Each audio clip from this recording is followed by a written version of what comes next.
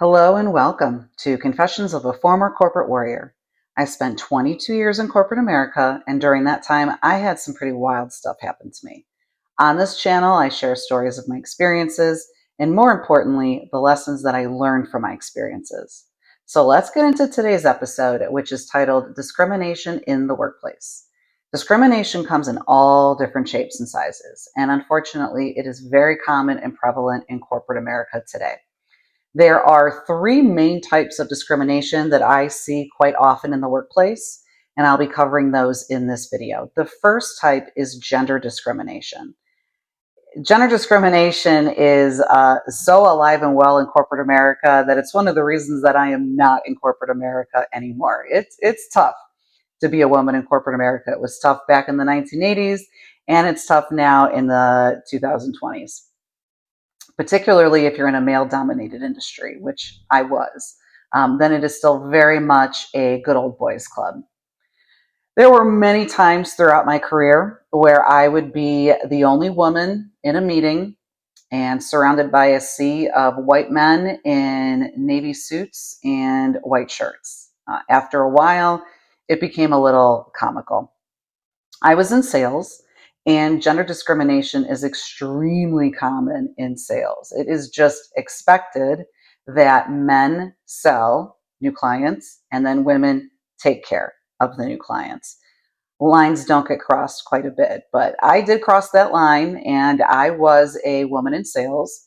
And as a woman in sales, I decided to use some of my female traits to help set me apart. So I used traits like my ability to multitask and my ability to have empathy for others as a way to help differentiate me from other sales execs out there that I was competing against. And it worked. I became extremely successful. There was more than one occasion where I was the number one sales rep, either on the team or in the country.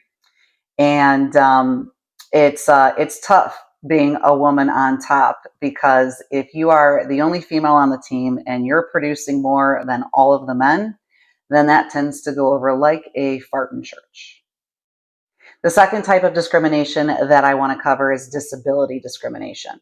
What a lot of people don't know is that disability laws view someone in a wheelchair the same way that they view someone with anxiety and depression. Both are considered disabilities.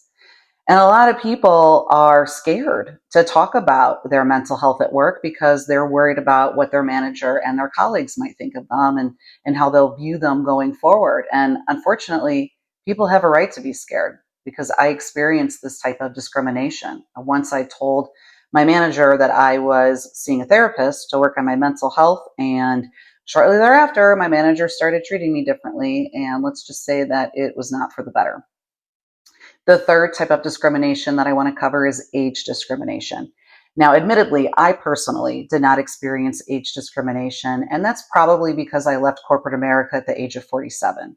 If I stayed in corporate America past age 50, I'm pretty confident that I would have experienced some age discrimination. And the reason why I say that is because AARP came out with a new study that states that 2/3 of workers over age 50 have experienced age discrimination in the workplace.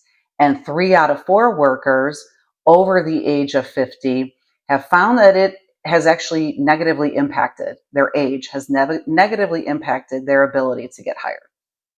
So, a couple of lessons that I've learned from my experiences. The first is that you need to document everything. If your intuition is telling you that something is off, and you are not being treated in the way that you think you should be treated, and that you think you're being discriminated against, then you need to document every single thing, because that's what is going to come up if you decide to take it the next step, which is the next lesson I learned. And that is, if you decide to share your thoughts with management or HR, then make sure that you have multiple examples documented.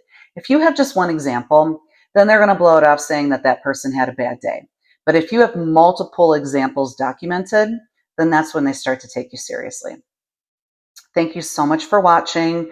If you are liking my videos, please subscribe to my channel and like and share my videos. That helps the channel to grow and to get my stories out to other people, and hopefully help as many people as possible. So again, thank you so much for watching, and please stay tuned for my next story, which is titled Imposter Syndrome. See you soon.